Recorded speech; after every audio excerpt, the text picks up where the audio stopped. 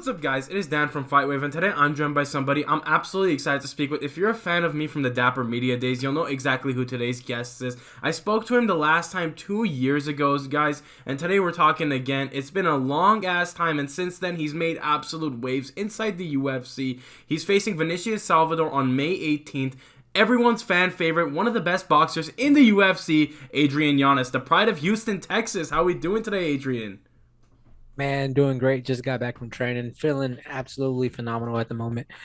Yeah, man, I'm ready. I'm ready. Super excited. I'm ready.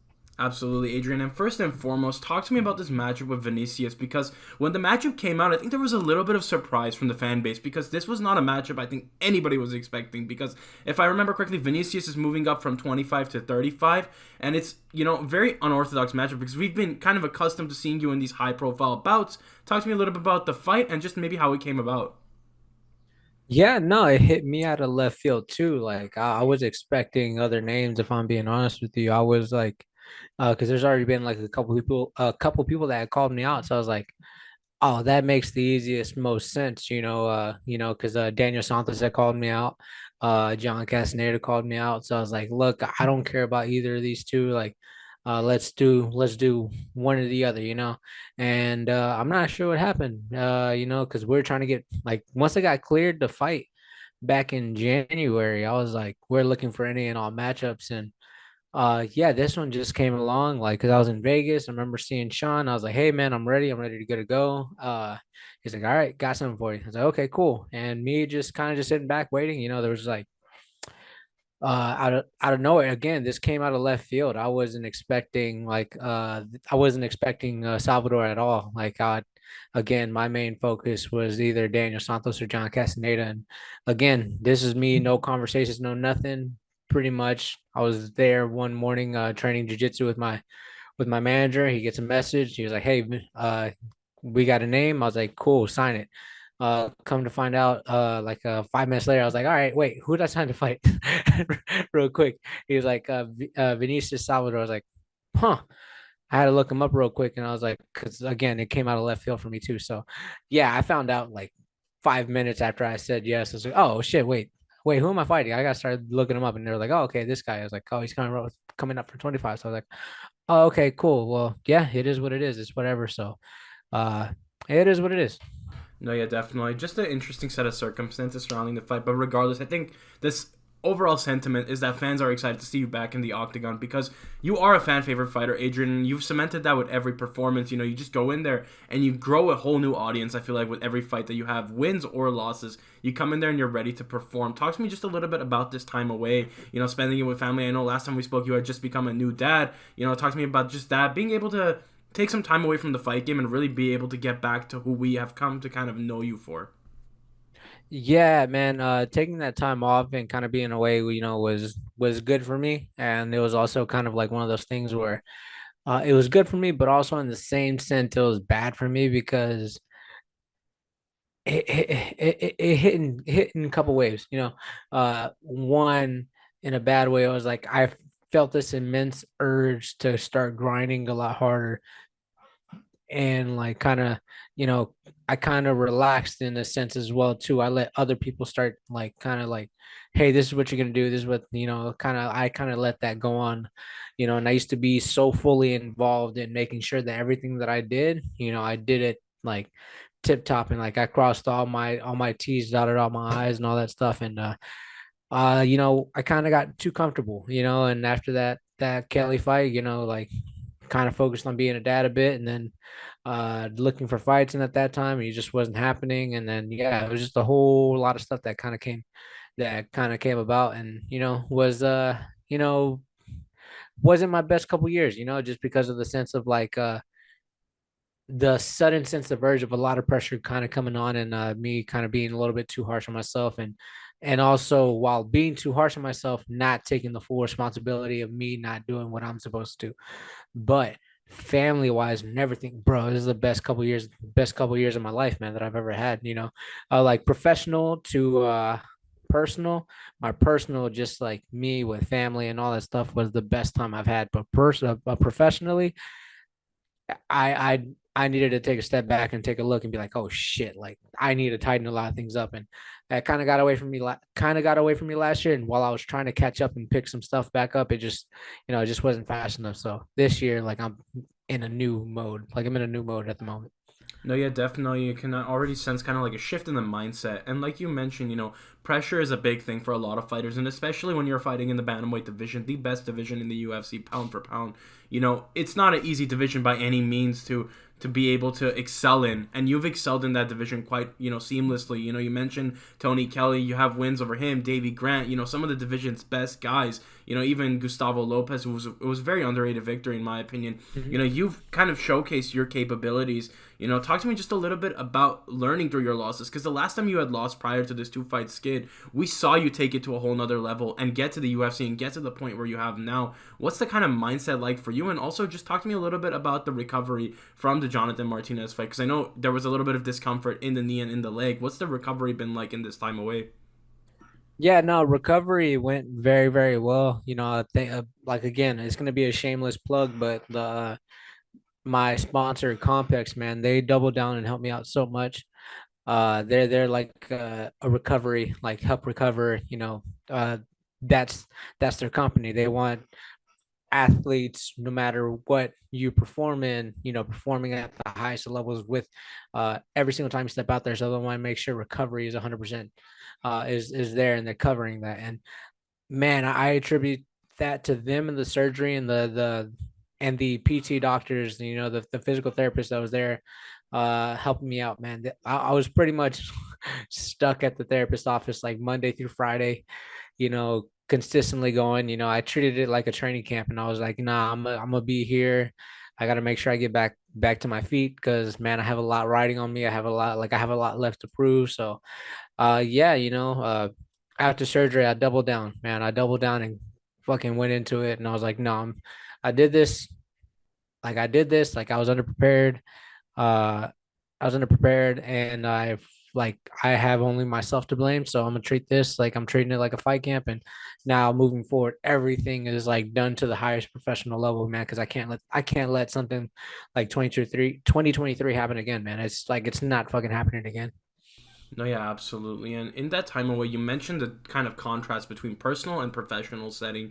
And I feel like when Mhm. you mentioned, taking the time away to kind of reset and really get back in that hungry state of mind, it's hard not to kind of see the platform you've built for yourself, because I feel like right now I'm talking to Houston royalty, if I'm being honest. We saw the Rockets invite you out to a game. Talk to me a little bit about that experience of just the platform growing and seeing a lot more fans coming up to you, that kind of responsibility, and also just the experience of being able to experience some of these cool benefits of like going to Rockets games courtside, getting that signed Jalen Green jersey, and having just those experiences to kind of live off of.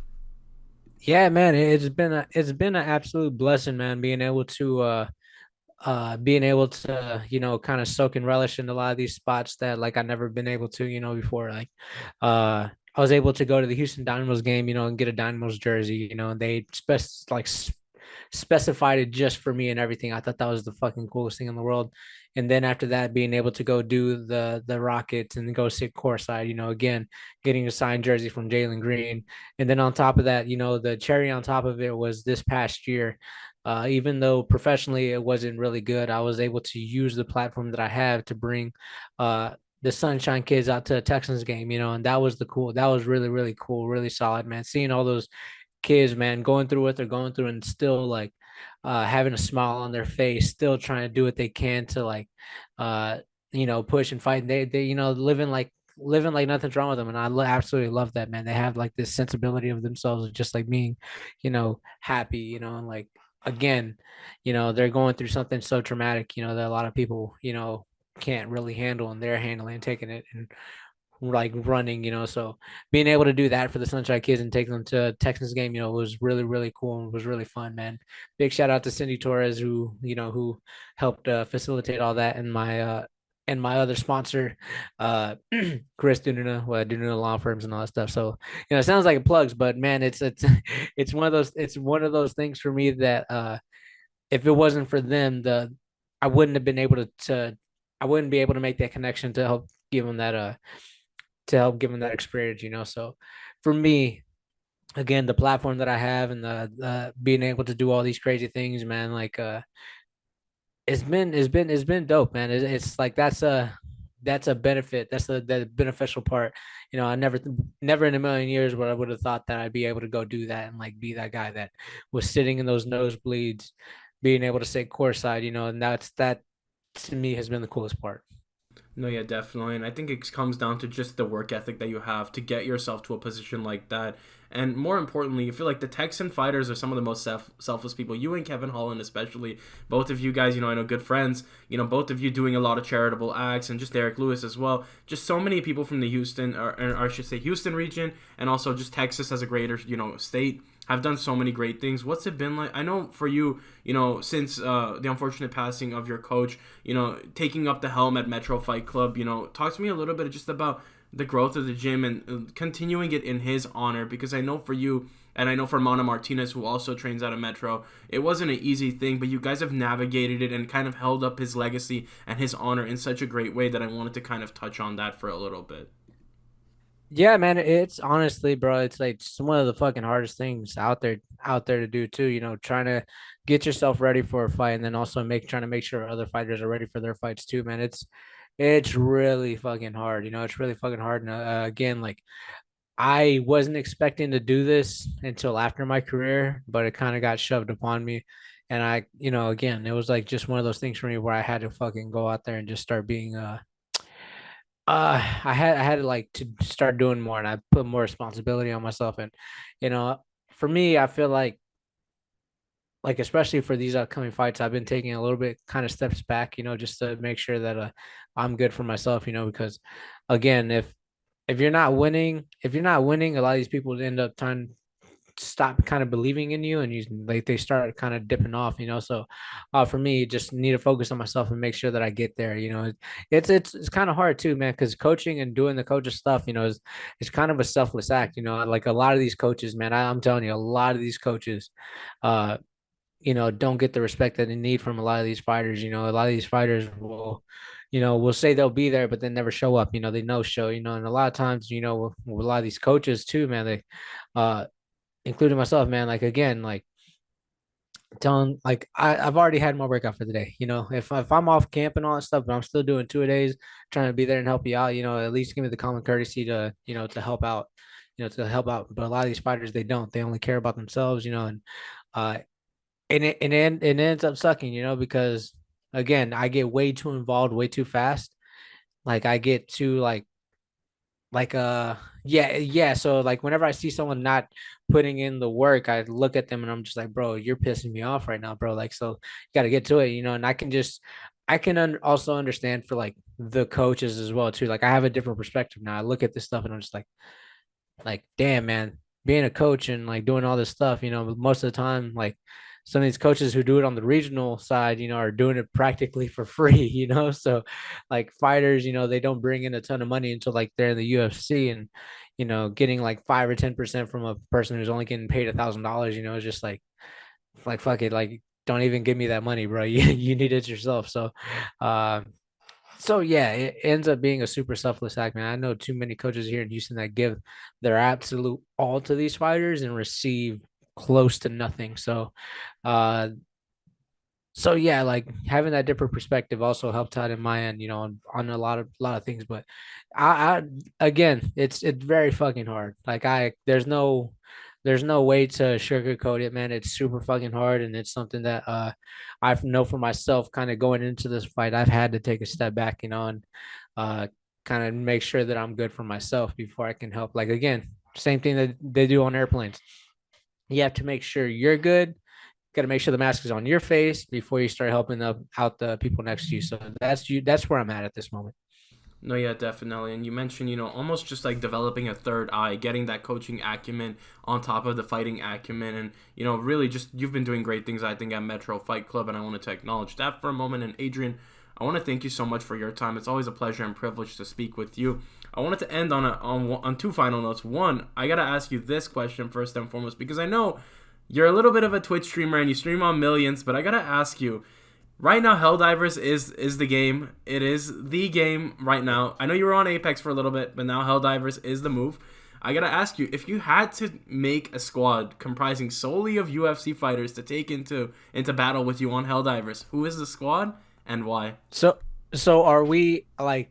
Are you telling like saying, "Hey, we're about to game," or are you telling me that we're about to drop in like us personally into actual fights? Which one? Game. Which one? Gaming.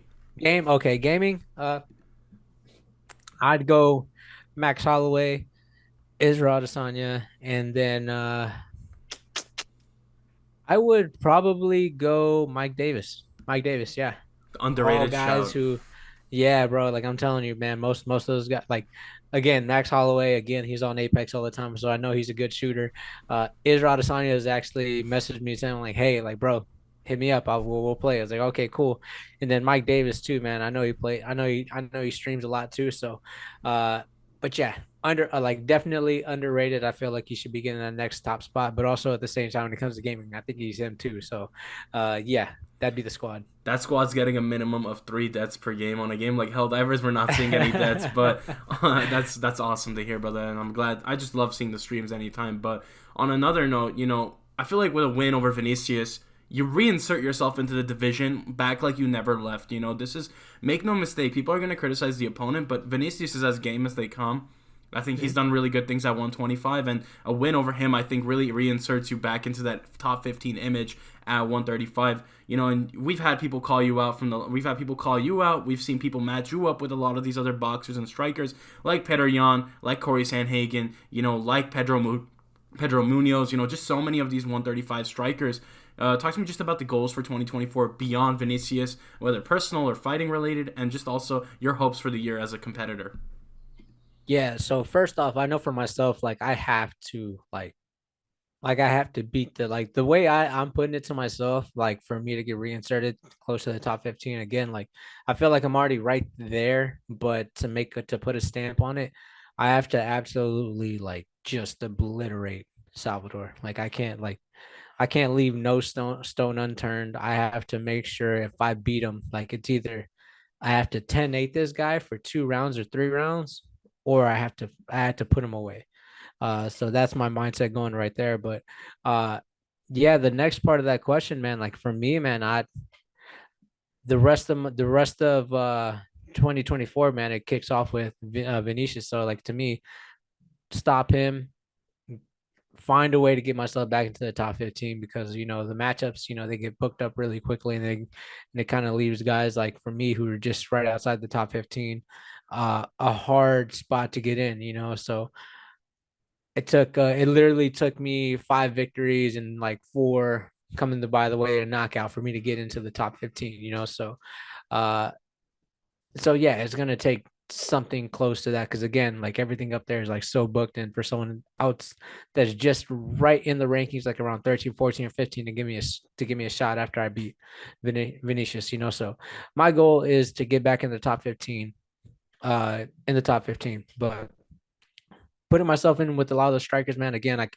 I can't really put myself right there at the moment, just because, again, like I believe my skill set is there to compete with a lot of those guys, but I have to prove it.